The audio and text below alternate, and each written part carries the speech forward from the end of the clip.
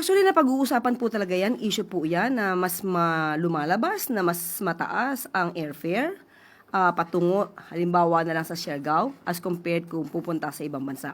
Pero ito po ay ginagawa na po ng paraan ni Secretary Banoy ng DOTR at sinabi po niya ang ilang mga dahilan kung bakit may mataas na airfare patungo sa mga ibang destinasyon sa Pilipinas.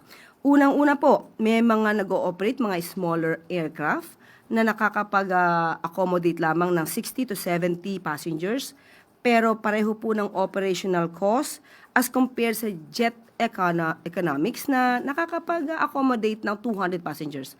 So kung tutuusin nyo, mas mahal po talaga pag smaller craft ang magagamit. Pero karaniwan po talaga, smaller craft lang ang pwedeng bumiyahe sa mga magagandang destination dito sa Pilipinas.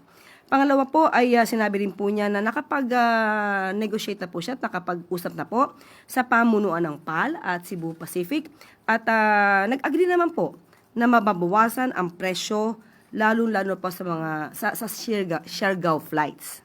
Ayan po. At may mga problema rin po patungkol sa fluctuating fuel cost. Pero kapag ka po nakita naman po na bumababa ang presyo, nire-remind po ng CAB, mga airlines na i-reduce din po nila ang fuel surcharge. Surcharge effectively cutting down airfare. So, yun po ang ginagawa ng DOTR